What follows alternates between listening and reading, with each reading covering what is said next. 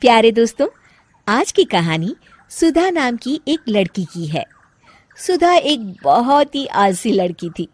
घर के काम करना तो दूर, वो एक गिलास पानी के लिए भी अपनी माँ पर निर्भर थी। अरे अब उठ भी जा नालायक, 10 बजे तक सोती रहती है। अरे कुछ तो घरेलू लड़कियों वाले लक्षण दिखा। सोने दो ना माँ, क्यों परेशान कर रही हो? अरे भाग्यवान, क्यों मेरी बिटिया को तंग कर रही हो? सोने भी दो इसे। लो, बाप बेटी दोनों एक जैसे हैं। देख लेना, आपकी ये लाडली ससुराल जाके हमारी नाक कटाएगी। मैं कहती हूँ अब भी वक्त है, अपनी ये आदतें सुधार ले, वरना ससुराल में तेरी सास कान खींच कर तुझे सीधा करेगी। वही तुझे सबक सिखाएगी।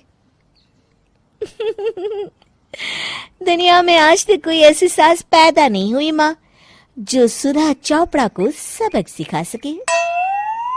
लेकिन होनी को कुछ और ही मंजूर था। सुधा की शादी एक ऐसे घर में हो जाती है जहां उसकी सास एक रिटायर्ड पुलिस वाली थी।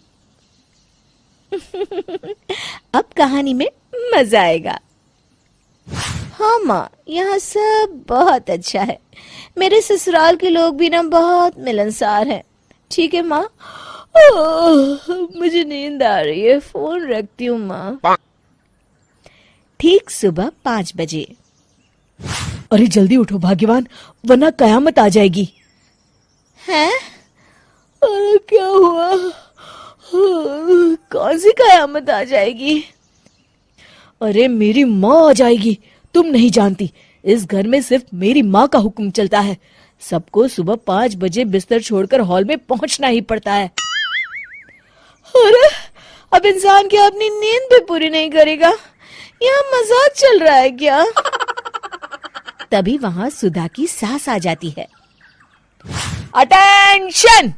मजाक तो तू समझ रही है बाबू, ये मेरा घर है और यहाँ हर किसी को डिसिप्लिन में रहना होगा।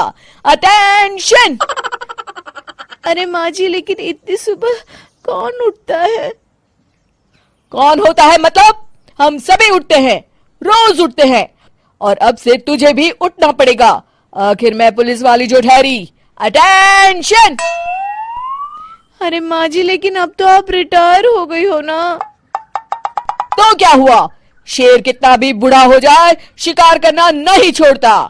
उसी तरह हम पुलिस वाले रिटायर होने के बाद भी अपने अनुशासन में ही जीवन जीते हैं। चलो अब बेकार की बहस बंद करो और उठकर हॉल में चलो। अभी आधा घंटा तुम सबकी परेड चलेगी। अटेंशन!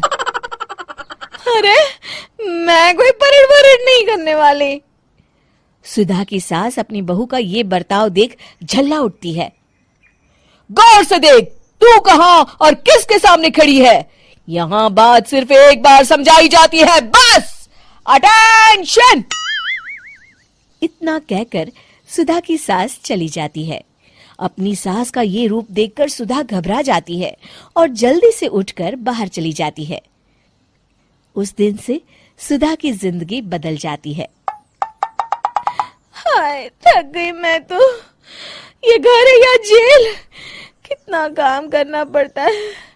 लाइए दीदी, 2 रोटियां और दीजिए, मुझे बड़ी भूख लगी है। ठहर जा बहू, ये तू क्या कर रही है? मैंने सबके खाने का हिसाब तय कर रखा है। तुम 4 रोटी से ज्यादा नहीं खा सकती और ये मिर्च मसाला भी नहीं चलेगा। मेरी बहुएं एकदम फिट होनी चाहिए। अटेंशन!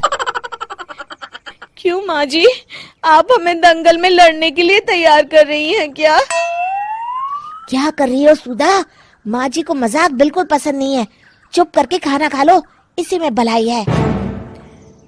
इस तरह धीरे धीरे सुधा अपने सास के रंग में पूरी तरह रंग जाती है, लेकिन इसका उल्टा ही असर पड़ता है। सुधा अपनी सास से भी ज्यादा अनुशासन की पक्की हो जाती है। सुधा की सास तो सबको 5 बजे उठाती थी, लेकिन सुधा सबको 4 बजे ही उठा देती थी। दूसरी तरफ सुधा की सास की उम्र भी हो चलती है।